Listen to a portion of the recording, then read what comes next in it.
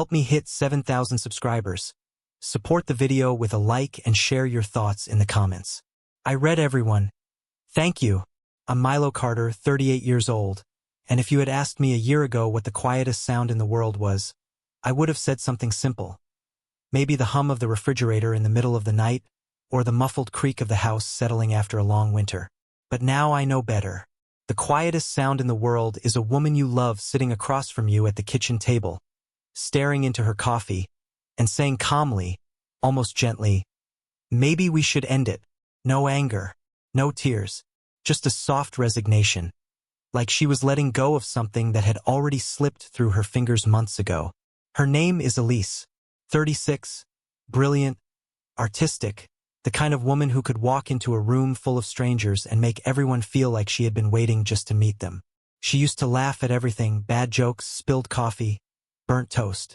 But somewhere between her new job, my long work hours, and the dull march of everyday life, her laughter faded into something thinner, quieter, more careful. That morning, the sky was gray, the kind of color that made everything look washed out.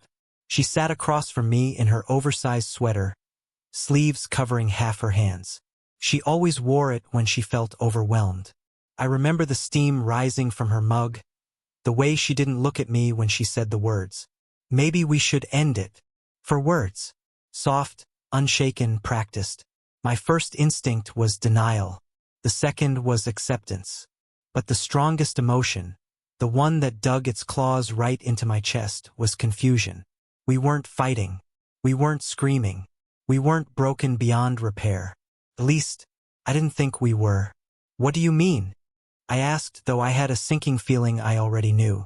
Elise finally lifted her eyes. Those calm gray eyes that once sparkled with mischief. Now they looked still, settled. Milo, I don't want to keep hurting each other by pretending we're okay. Funny thing is, I didn't feel hurt. Not at that moment. Just hollow, like someone had scooped out the inside of my chest and replaced it with cold air. But even then, beneath the shock, something else took shape. Something clearer. I didn't raise my voice, didn't beg, didn't crumble. All the panic I imagined I'd feel never came. Instead, I just breathed, slowly, deeply. And then I said the words that neither of us expected. Not her, not me. Elise, if ending it is what brings you peace, then I won't stand in your way. But I won't pretend I didn't love you with everything I had. She blinked, like she was bracing for anger but found none. That's not what I expected you to say, she whispered. I shrugged, even though my insides felt like they were trembling. Maybe we both stopped expecting the truth from each other. For the first time in months, she looked at me, really looked, and something flickered across her face. Not regret. Not relief. Something closer to recognition, like she suddenly remembered who I was. We sat in silence for a long while. Not the crushing silence of two people drifting apart, but the honest kind you get after saying something that needed to be said long before. The truth is, the distance between us didn't come from a single argument or betrayal. It came from 1,000 tiny moments where we chose convenience over connection. When she worked late, I said nothing. When I grew tired, she didn't ask. When we slipped into separate routines, we treated it like growing up instead of growing apart. But that morning, with her hands wrapped around her coffee mug, Elise wasn't pulling away. She was surrendering to exhaustion, to uncertainty, to the fear of being unloved. "You're not angry?" she finally asked. "No," I said. "Just sad it came to this." She exhaled, shoulders relaxing just a little. "I expected a fight. I expected something dramatic." I shook my head. "We've had enough pretending. Maybe honesty is the only thing we have left." Her lips parted, almost like she was about to argue. But instead, she whispered, "Milo, what happened to us?" I could have listed 100 reasons, but none of them would have mattered. So I told her the truth. We stopped showing up. For a moment, she closed her eyes, and I swore I saw them glisten. Not with tears, Elise rarely cried, but with a realization she wasn't ready to say out loud. The room felt heavier, like the air itself was waiting for what would come next. And that's when everything changed. Not because she suggested ending us, but because my response didn't cling to her. It didn't chase. It didn't crumble. It held space. And she didn't know what to do with that. Elise opened her eyes slowly.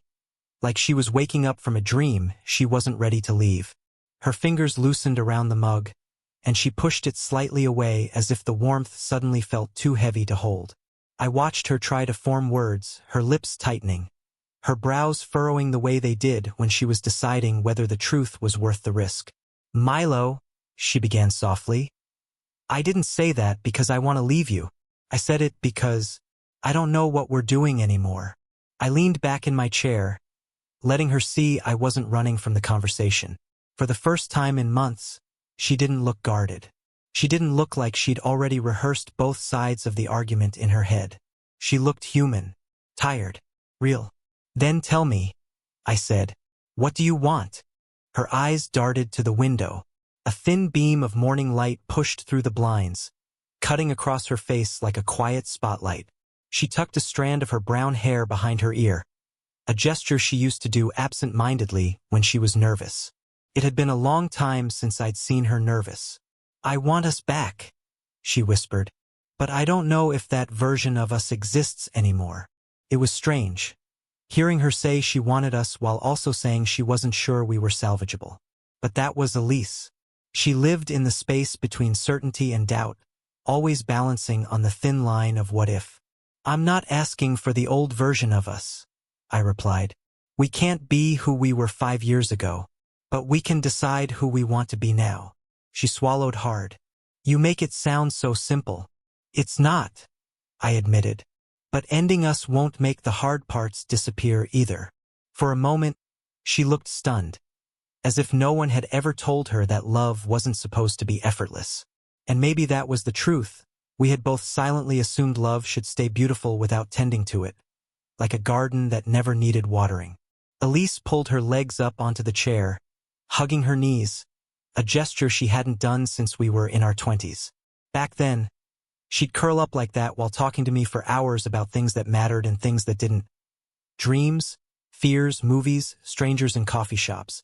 She once told me she liked feeling small in a safe way around me. Looking at her now, I wondered when she stopped feeling safe. "Do you ever regret us?" she asked suddenly, her voice barely above a whisper. I didn't answer right away.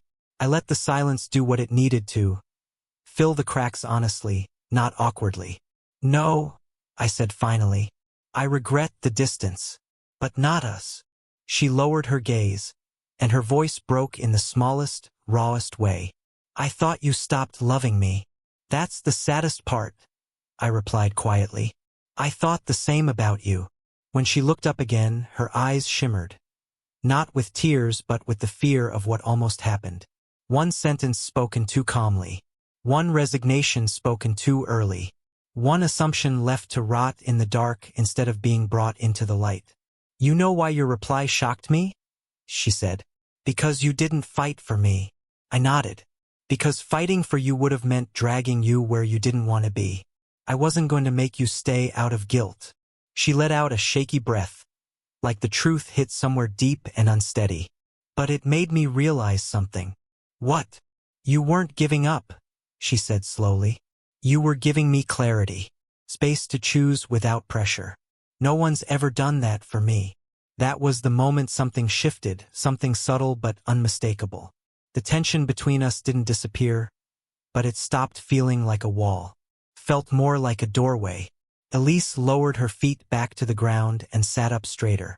"Milo, I don't want to end us." I said it because I didn't know how to explain what I felt. I didn't know how to reach you anymore. "And now?" I asked. "Now I realize I should have just said I miss you," she murmured.